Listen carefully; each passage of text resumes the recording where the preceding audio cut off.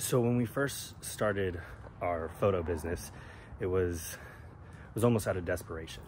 We were trying other things that had a seemingly higher payout, higher return on the time that we were putting in, and it just wasn't working.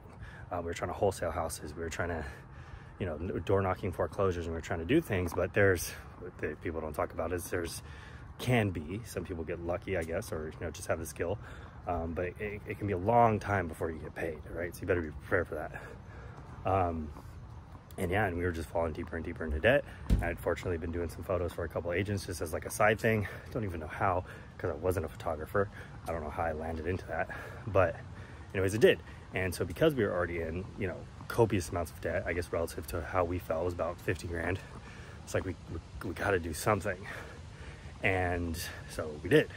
We picked that up. I started making calls at first, and then Sammy got in, and anyways, it saved us. But the way we were able to do that and get it to, I guess, such a seemingly profitable place and help us out of our situation so quick was because we pretty much just made it based off of price. And it worked. Like, you have a relatively good product, which at the time it was just relatively good. It wasn't the best, or even close to it, because it's still relatively new. I didn't put all my effort into getting better yet or done enough volume. And price was like our biggest thing, right? Give it the features, a lot of features, and price. Now, if you've been in business for some time, you can already see where this is kind of going. But it's just based off that fact alone, giving a lot of features, because it really is what I keep hearing now is called a race to the bottom.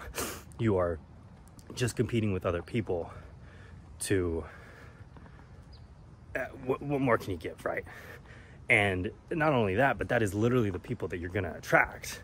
You're going to attract the customers, in our case agents, that majority of the time what they're looking for is just what's the value that they can get from you, right? Like what is, okay, well, how about this? Why is this $10? Why? And they just nickel and dime you to the end, right? So if I was to restart something today, if I was to try something different today, that I would put that almost at the forefront of whatever it was that I was doing or planning to create, or the business I was planning to create, because it is arguably the most important thing. What is the big issue in this industry? What is the thing that would allow me to separate myself from everyone else? What is truly this business? What is it that the customers want that these other people aren't providing? Because the barrier to entry may be low for the business in general, but to get above that peak, it's infinitely harder. And per my example, per our business now, what I'm starting to realize, but there's gonna be a lot more friction, and we're gonna have to find like new clients and such, is video, right?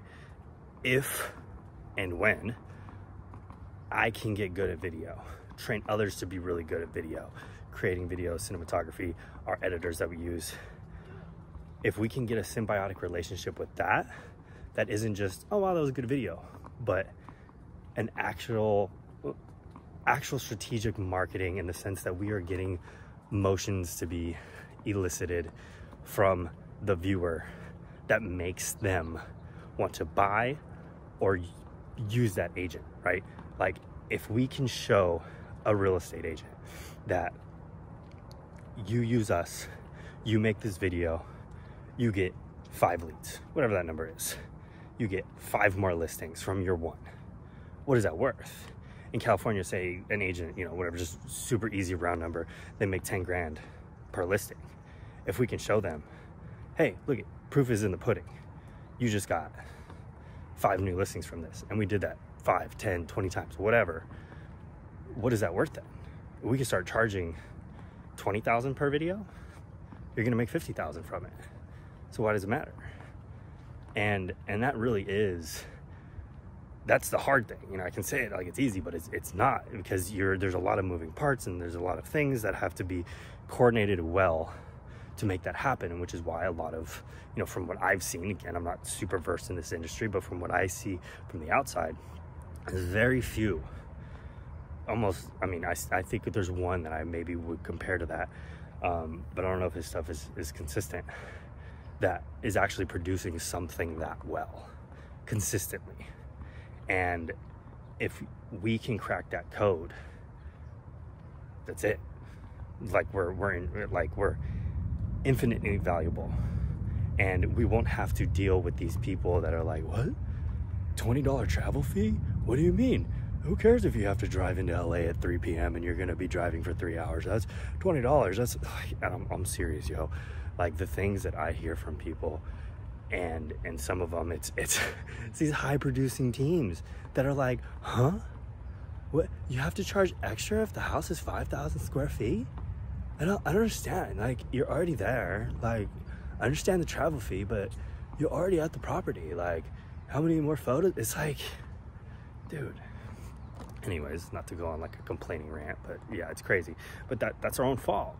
That's the clientele that we look for. And that's not all of them. You know, you have the people that, we have a lot that are super good, and they do probably enjoy our price, but they're also not nickel and diming because they already realize the value that they're getting. But you're always, the people you're gonna find in your little basket of business is gonna be that. You're gonna find people that are just like, we want more. We want more. No matter what they make, no matter what their income is, they're always going to nickel and dime. There's always gonna be those people. But you set yourself apart and you make yourself stand out, and don't race to the bottom. Get better.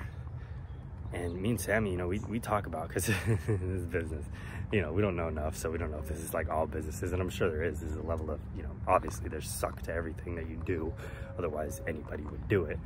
But if this all went to shit, man, we would probably, we'd be scared, but we'd be like, okay, so we could do this. We could do this right now. We could do this right this time. Something much easier and simpler, where you don't have to train people, you know, like, it's not the easiest business, and the return on it is not the best. So what are you gonna do? But that is just something that me watching this in the future, remember this.